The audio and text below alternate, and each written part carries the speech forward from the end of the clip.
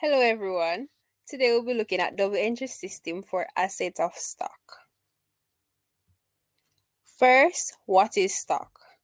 So this represents items acquired for the business for the purpose of sales. So in other words, it is items bought for the purpose of resale. The stock account is divided into four accounts. So we have the purchases account, the sales account, the return outwards account, and the return inwards account. The inventory of goods in a business constantly changes because some of it is bought, some of it is sold, some of it is returned to suppliers, and some of it is returned by the firm's customers.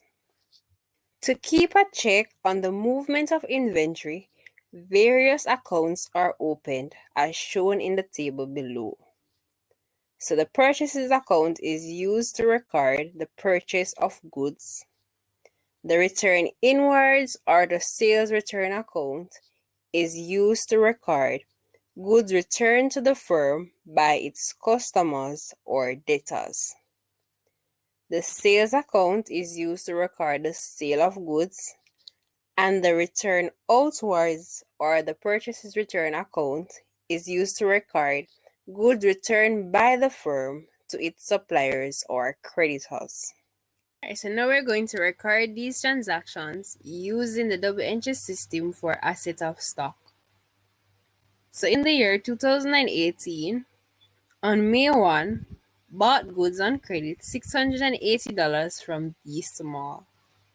So the two accounts being affected in this transaction would be the stock account. So there's an increase in stock or there's an increase in inventory. So inventory is another word for stock.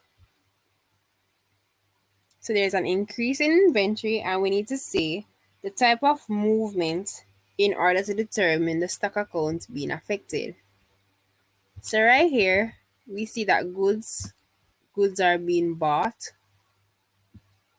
So we would make reference to the purchases account, which is used to record the purchase of goods in the organization or in the firm. So the first account being affected in this transaction would be purchases and D Small. So all transactions must be read at or must be looked at from the business point of view. So it is the business who bought goods on credit from D Small. So D Small would be a supplier or a creditor to the business. So the purchases account, it is always debited to show an increase in inventory. And then the creditor account, which would be D Small, would be credited to show an increase in liability as the firm now owes D Small. So we need to debit the purchases account and credit D Small's account. So we come to the debit side of the purchases account and we record the date. So that's May 1. The details would be the name of the other account in the very same transaction that is being affected. So hence we would have D Small and the amount, which is $680. So now we need to go down to D Small's account and record that very same transaction in D Small's account. So again, we record the date. It is May 1. In the detail, we'd have the name of the other account in the same transaction that is being affected. So in this case, it would be purchases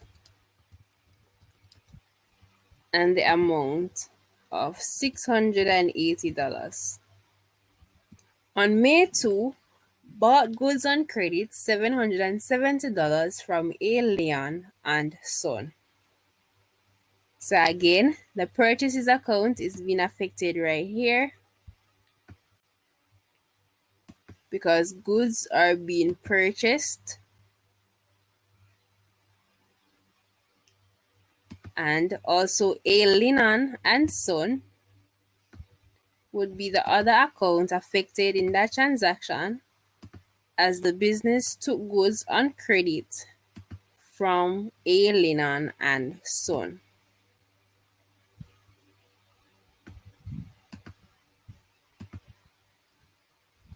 So again, we're going to debit the purchases account as at May 2 to show that there's an increase in goods in the business.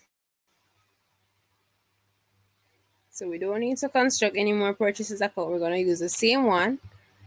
So May 2, in the detail, we will have A. Linan and Son.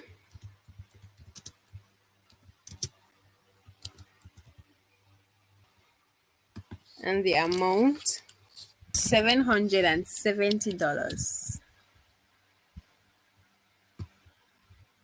To show that the business owes A. Linan and Son for these goods. So May 2, in the detail, we would have purchases and the amount of $770. So on May 5, sold goods on credit to D Block for $600. So right here, the sales account would be affected because goods are being sold.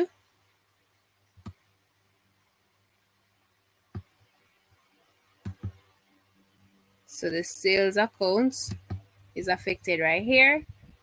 And also D Block account is also affected.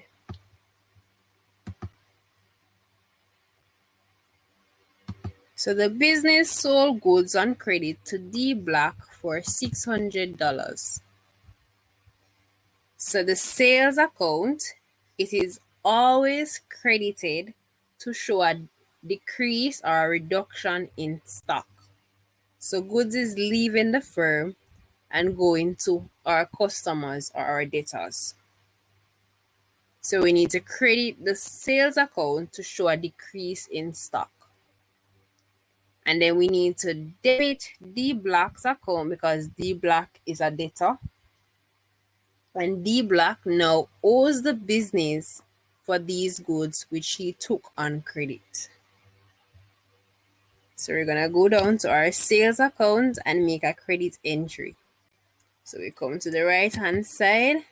It's the credit side for our sales account. And it is May 5. In the detail, we would have D Block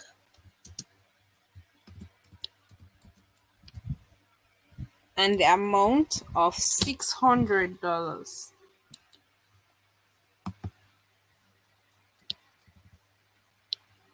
And then we need to go to D Block's account and make a debit entry to show that this customer now owes the business for the goods that he took on credit.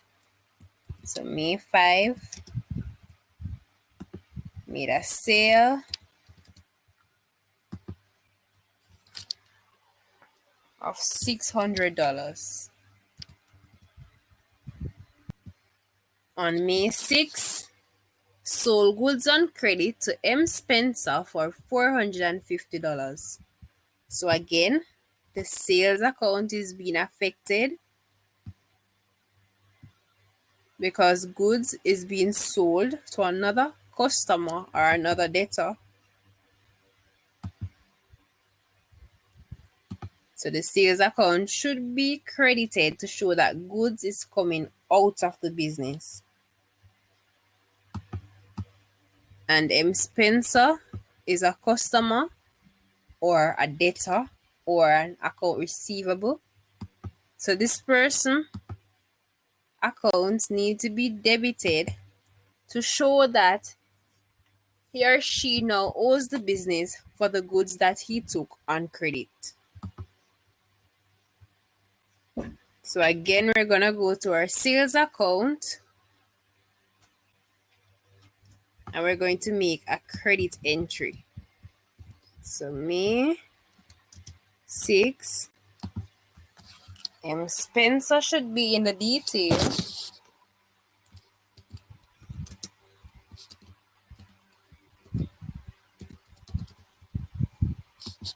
And the amount is $450.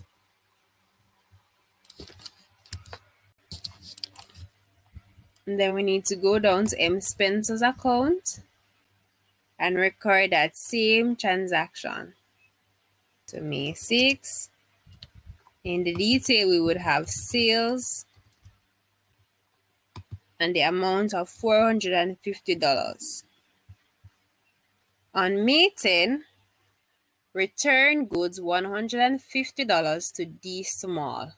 So on May 10, the business returned goods amounting to $150 to D Small.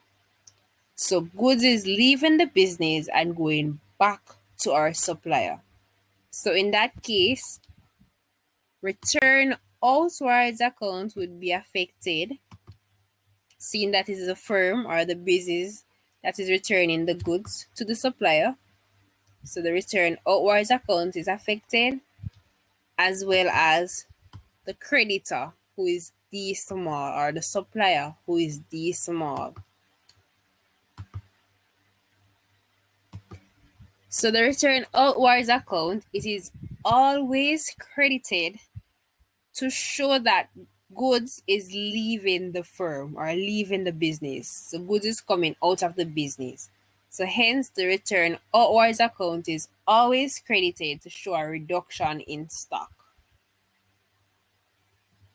And then we will need to debit D Small's account to show that the business now owes this person less, because he's returning, or the business is returning the goods that they took.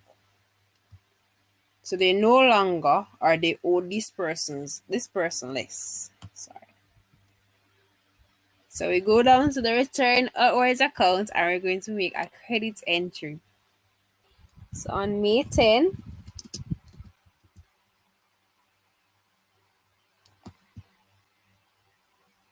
D Small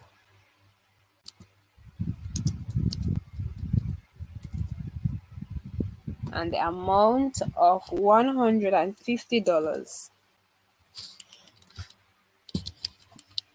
And then we need to go to D Small's account and we need to make a debit entry to show a reduction in the firm's or in the business liability. So on May 10, return outwards,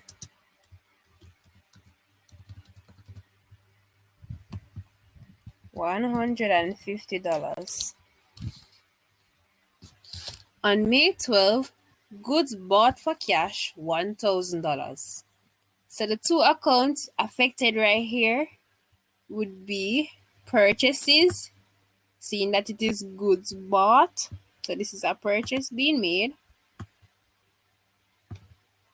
So the stock account is being affected as a result of the movement of a purchase being made. So hence the purchases account. And then the cash account is also affected because cash was taken out of the business in order to purchase these goods. So again, purchases account, it is always debited to show an increase in stock. So we're going to go to the purchases account and we're going to make a debit entry. And then seeing that goods bought for cash, so we use cash to pay for these goods. So cash is an asset and cash is going down. When asset decreases, we credit. So we're going to make a debit entry in purchases account and a credit entry in the cash account.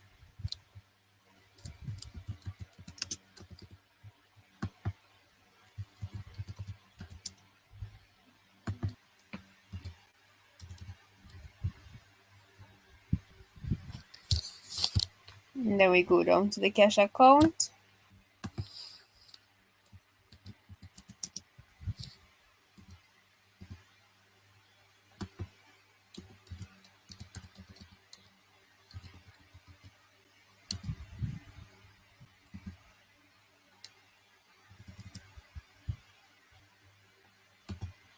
Then on May 19, M. Spencer returned $160 of goods to us.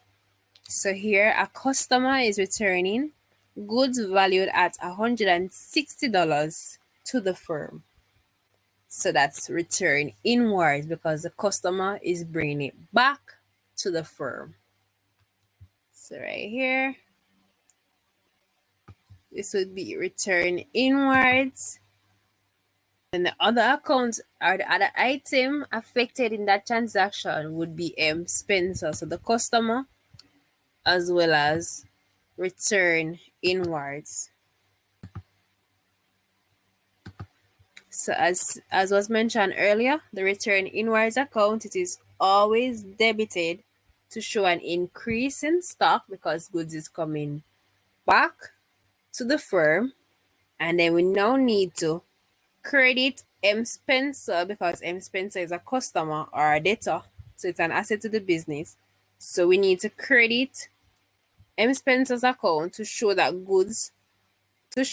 goods were returned to the firm. So we need to take it out of M. Spencer's account.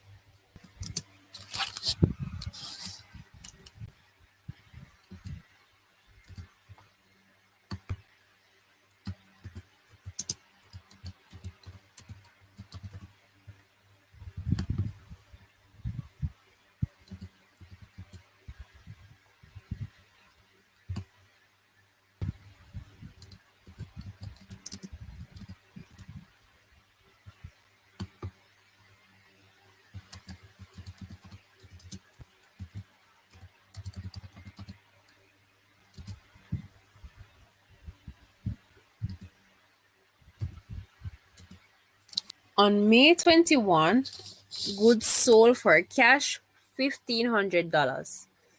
So here the stock account is being affected, and in order to determine which of the stock account, we need to know which movement would have occurred in the inventory or in the stock.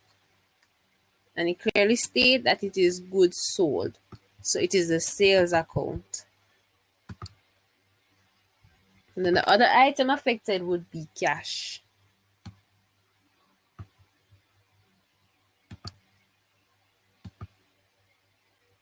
So the sales account is always credited to show that goods is coming out of the business.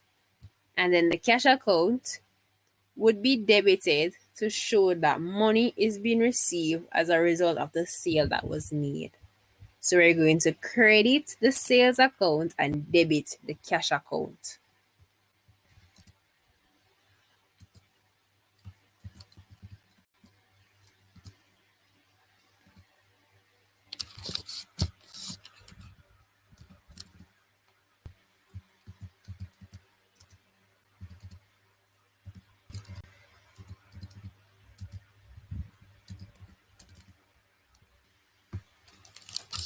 On May 22, paid cash to D Small $530.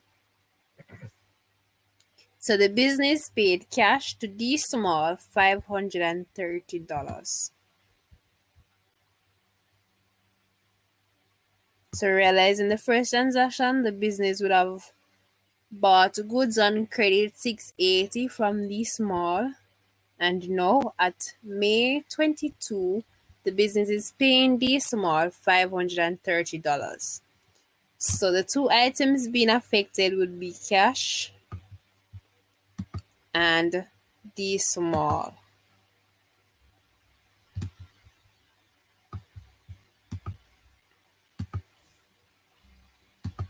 So cash is an asset, and asset is decreasing as a result of it being used to pay the business creditor. So we need to credit our cash account to show that money is taken out in order to repay D Small or creditor. And then we need to debit D Small's account to show that the business now owes D Small less. Seeing that the business would have taken goods from D Small valued at $680, but they made a payment on May 22 of $530. So we're going to credit cash and debit D small.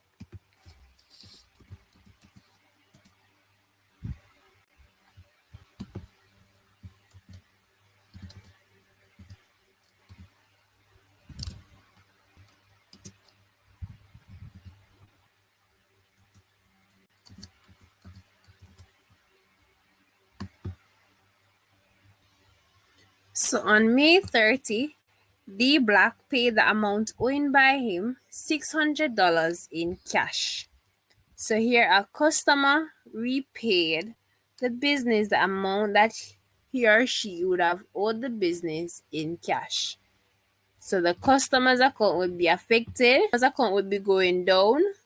So we need to credit the Black account. And he paid the amount owing by him $600 in cash. So cash is an asset and cash is coming in. So that's an increase in asset.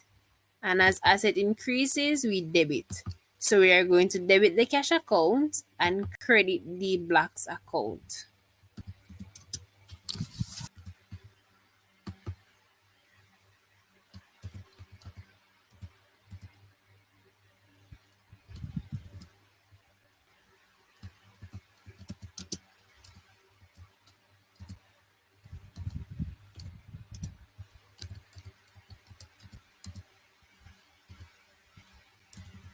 The final transaction on May 31st bought goods on credit $640 from A. Lennon and Son.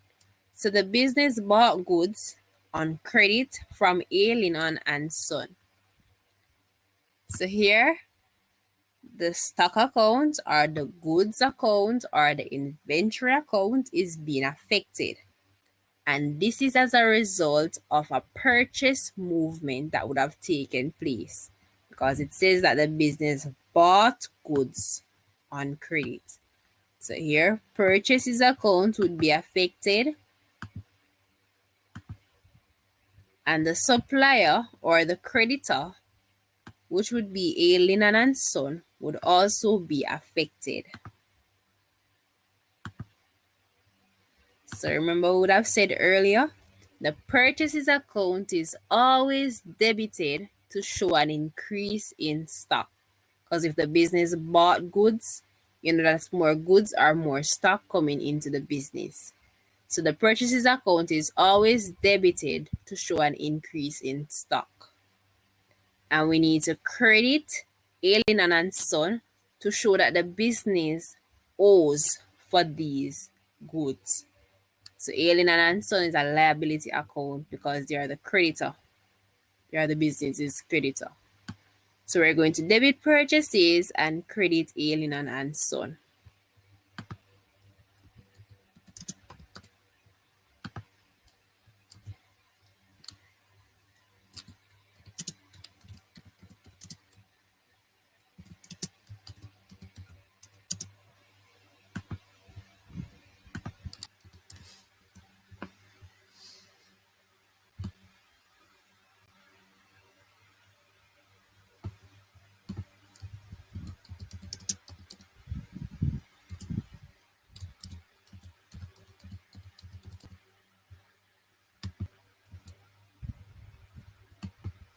Carried all these transactions using the double entry system for a set of stock, we are going to double check to ensure that we would have correctly placed all these entries.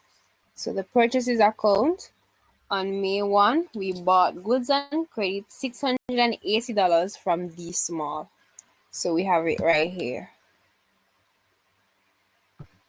So this very same transaction should also be reflected in D Small's account. So let's hurry down to D Small just to double check. There we have it. On May 1, purchases of $680.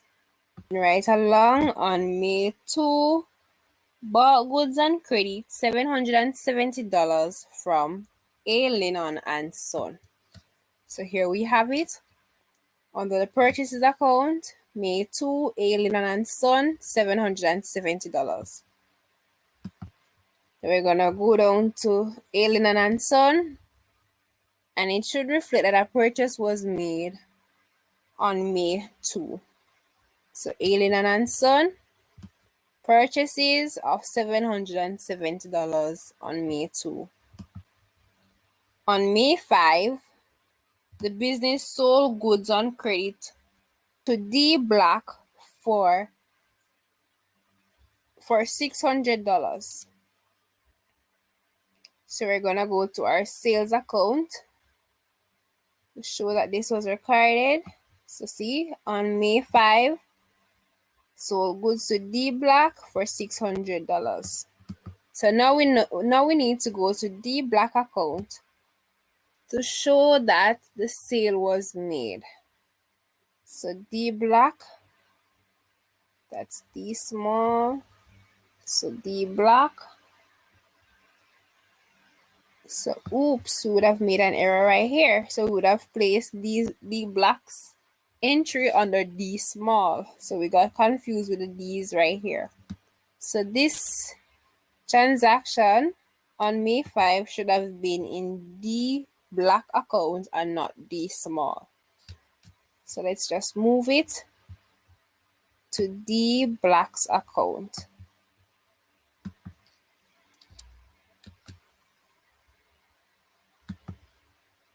So now that entry is correctly placed. So May 5, we sold goods on credit to D Black for $600. And that is reflected right here. So on May 6, sold goods on credit to M. Spencer for $450. So let's go to the sales account to show that a sale was made to M. Spencer of $450. So here we have it. So let's check M. Spencer's account. Spencer. And here we have it. On May 6, sale of $450.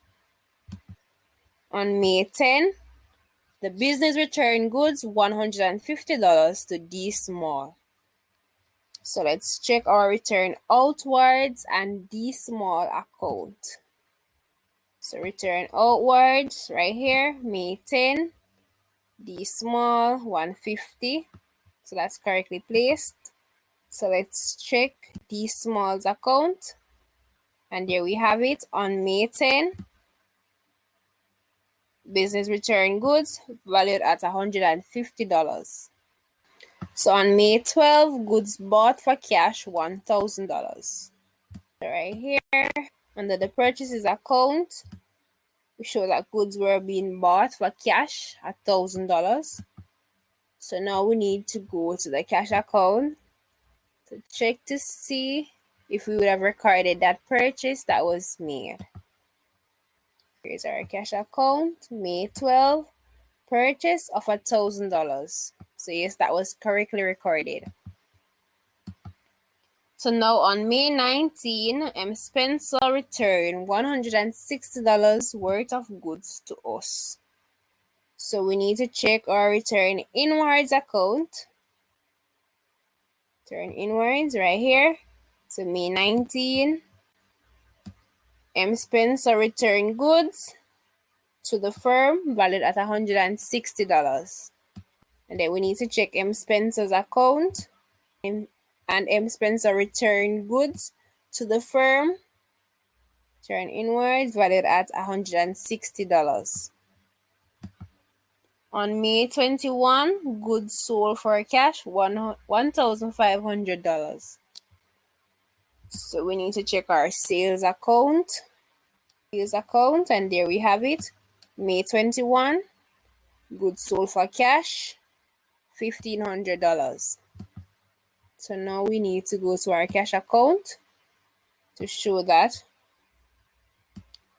cash would have come into the business as a result of the sale that was made on May 21 of $1,500. On May 22, we paid cash to D Small. So May 22, money was taken out of the business to repay the creditor D Small $530. So let's check D Small's account. show a reduction in our liability. So D small. And there we have it. On May 22, cash was paid to D small of $530. So on May 30, we have where D Black paid the amount owing by him $600 in cash.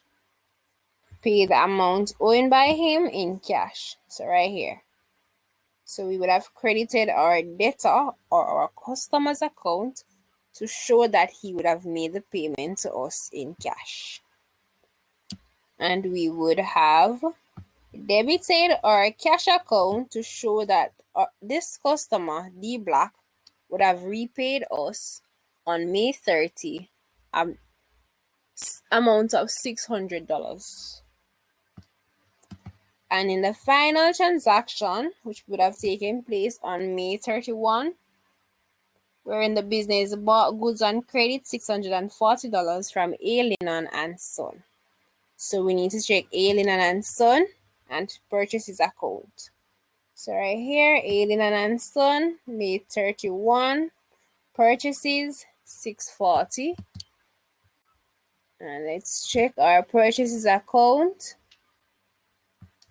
So there we have it, May 31, A. Linon and Son, $640. So all the transactions were correctly placed. So whenever you're recording transactions using the double entry system, it is always a wise idea to double check when you are through so that you do not misplace any of these entries. So in closing, here is an important point, or here are two important points to note when recording transactions using the double entry system for asset of stock. So the purchases and the return inwards accounts, they are always debited to show an increase in stock. On the other hand, the sales and the return outwards account, they are always credited to show a decrease in stock. So if you have any question, you can go ahead and leave it in the comment section below. Feel free to like, share, comment, and subscribe.